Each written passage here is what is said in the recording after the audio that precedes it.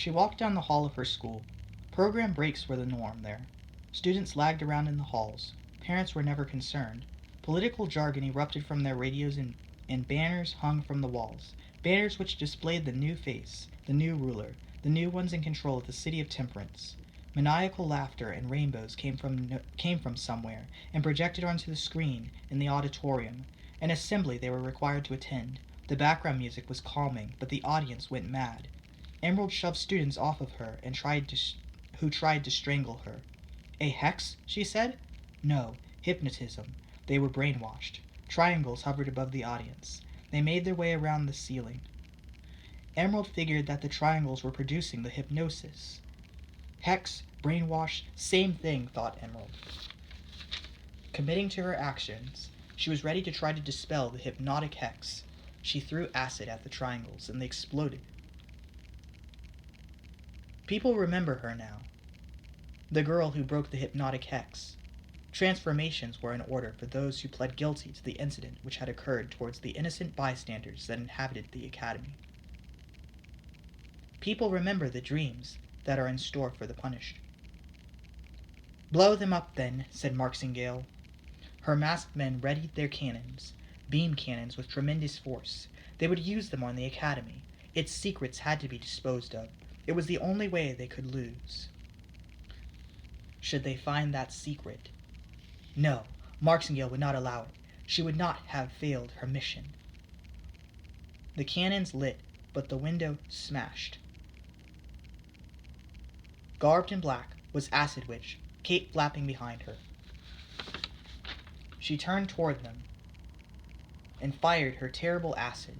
It melted their cannons. You're disposed, said Marksingale, and lit a match and threw it. The academy was ignited in flames. The match had been enchanted. Doves flew in and started to eat at Marksingale's flesh. Beautiful white doves, rending her to pieces. Impossible, she shouted. She died. One of her, the other, was a creature of great terror which transformed her body hideously. Her dominating soul had been switched. The new one was quite a beast, with many claws, horns, and sharp teeth, with feet of a deer, and arms of a ghoul, and a hairy head with fierce eyes that could kill if one stared at them. Oh, crap, said Acidwitch. Bleeding servants bathed in my sacrifices, said Marksingale. The doves came at her again. She smashed them, and they disappeared in particles of light.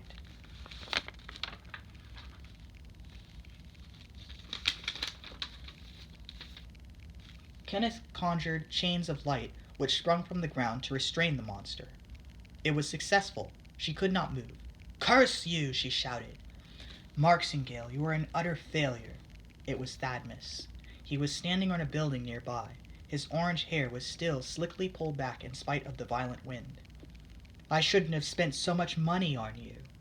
Of course not, when that's all you care about. I'll smash this school, and then I'll smash you. You won't lay a finger on me, Marksingale. The master is through with you. You've failed too many times. I'm just here to confirm your death. You won't help your partner? Shouted Acidwitch.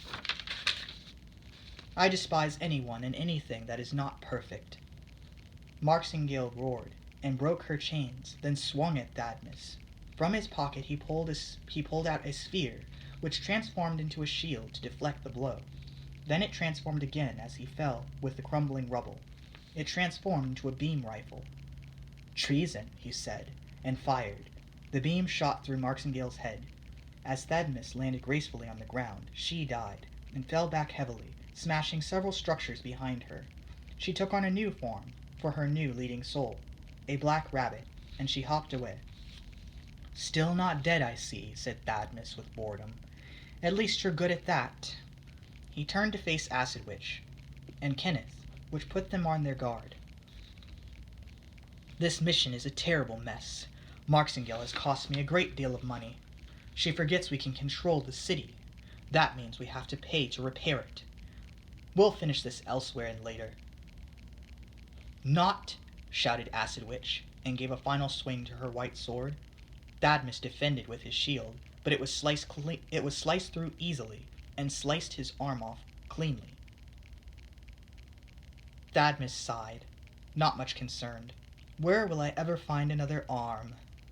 And holding his severed mess, he vanished. The fire department came to put out the fire, and all the students who survived were sent home or to the hospital. The tragedy would play on the news that evening and infuriate False Priest. Marksingale, the black rabbit, found a white rabbit and lived with it in its den. They were happy. Oh well. Emerald went back to her mansion. It was unkept and dusty now. Spiderwebs were there. "Why are you intruding in my lair?" said a spider. "To collect more secrets," said Emerald. "What are you doing in my house?" "I moved here a while ago." "Well, now you need to leave." And so they fought. They fought for a while, and many things got broken. Blue Star had come to visit, but decided he should come back later. "Call me if you need help," he said, and left the way he came. A chandelier fell and killed the spider. Glass went everywhere. It was a splattered mess on the floor, on the hard, smooth marble floor. The fireplace crackled in the background. Several rooms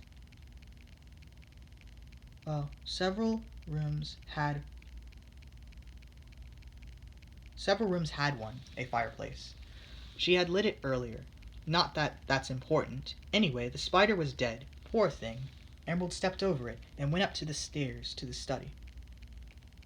There she found an old book that her father had kept, and read it, memorizing every detail. She looked out the window, and the moon was full. The werewolves were beginning to terrorize the city again. She did not care. She closed the curtain and sat in front of the fire. She waved her hand in front of it, trying to manipulate the flames. Unsuccessful. "Why only acid?" she asked. Then she tried summoning, but was unsuccessful. Nothing worked. The book was useless to her. "You want new powers," said Tiger Man. "I thought you died," said Emerald. "From a wound like that? It'll take more than a sword to kill me." "Yes, I suppose it would, but you're wrong. I don't need you." "Ha ha ha ha." Tiger Man laughed hysterically. He was not there, only his voice. "I own you. The reason you're even alive right now is because I brought you back. Now you're saying you don't need me. Just get lost." "Fine." And he was gone. Emerald stared at the fire again. Hot, angry tears were in her eyes. "I'll do it tomorrow," she said aloud. "I'll rescue my father then, with or without anyone's help." The next day she started her motorcycle and rode into the city at full speed. The cops were occupied by another matter.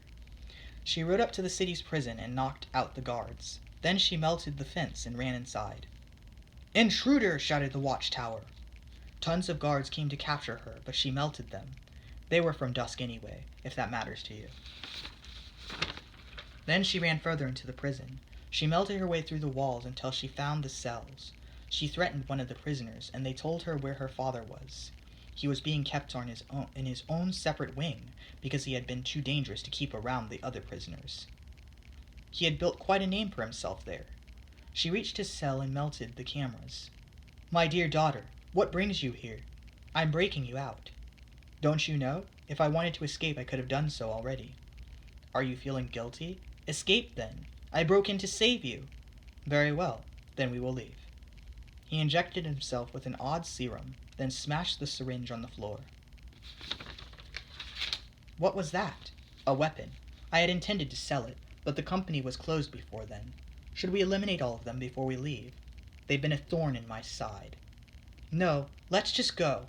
"Not until I kill one person in particular." "Father, please." "Very well, my dear daughter. I do not wish to upset you." And so they made their leave. The serum made his body as hard as a diamond, so he could pierce people with his finger if he wanted to.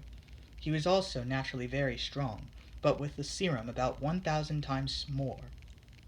Helicopters came, police cars came, carnage, deaths, smashed debris, and a path of melted and twisted objects and people. Her father was free. He returned to his work. False Priest was furious.